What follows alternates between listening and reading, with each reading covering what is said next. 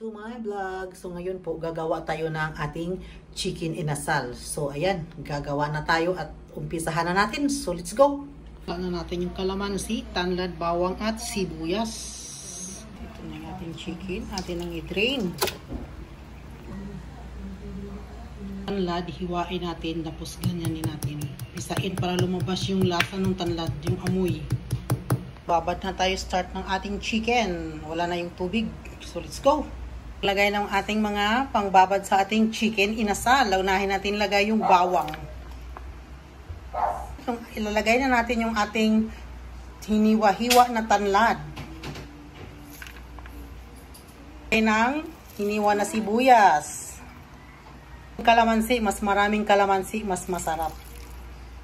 Tayo ngayon ng syempre pampalasa.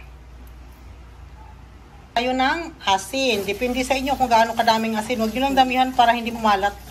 Tayo ng pamintang durog. Tayo nito. Natin yung ating secret recipe na white soda.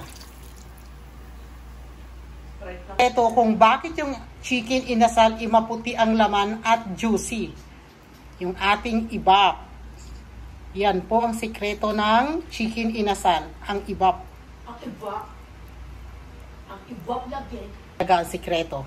Alam nyo na yan, mga kamuji.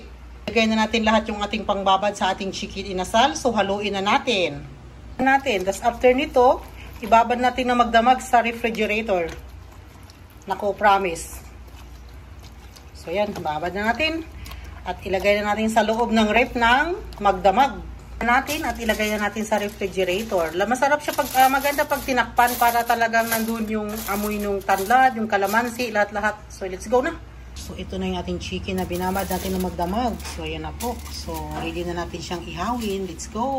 So ngayon maggagawa tayo ng pampahid ng ating chicken. Lagay tayo ng oil. Ito lang natin ng aswete or anato seed. Para sa ating pampahid, lagay na natin sa oil. Ngayon, mainit na ating mantika. Lagay na natin yung aswete or anato seeds. Yan. Yan ang pampakulay kung bakit naging maganyan ang kulay ng chicken inasal. So, ayan na po. Nagkulay na po. Nakita nyo naman. Sandali lang. Huwag yung tagalan ng prito kasi masunog. Papait naman yan. So, ngayon, atin ang sasalain. So, atin ang salain yung ating anato seed para hindi sumama yung buto. Ngayon, lagyan ko ng tubig yung ating pinagkisahan ng ating anato seed para naman sa ating oyster sauce. Kaya natin munang kumulo. So, ayan, kumulo na yung ating tubig. Yung ating oyster sauce, lagyan nyo ng konting tubig bago nyo ilagay dito sa kumukulong tubig. Tapos haluin lang na haluin hanggang sa lumapot.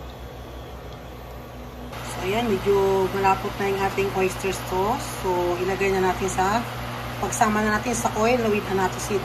So, ayan na po. Ilagay na natin yung ating oyster sauce sa oil na may oil. Ayan. So, ito na yung pinakapamahid natin sa chicken. Ayan na yung ating chicken. Atin ang ihawin. So, ayan na po. Huwag muna natin ilagyan muna agad-agad yung ating oyster sauce na may anato seed kasi para hindi siya masunog. Hayaan muna natin ma-absorb yung pinagbabad natin na magdamag na sauce. Okay? So, ayan. Magpahid na tayo ng ating oil with oyster sauce. Oh. Ayan. Sige. Ayan. Dahan-dahan lang. Ang apoy wag lakasan. Okay? Ayan. Tingnan ninyo. Oh, ang ganda ng kulay. Diba? Sa kulay pa lang, magugutom na kayo. Chicken inasal ni Queenie Marie TV. Yak! So, ayan na yung aking chicken inasal. So, ayan. Let's eat. At ayan, gumawa ako ng sausawa na kalamansi with toyo and sili. So, let's eat. Thanks for watching. Please subscribe my channel, leave a comment and like, and follow me in Facebook account, Queenie Marie Owaniana. Thanks for watching. Happy eating, everyone. Chicken inasal na to.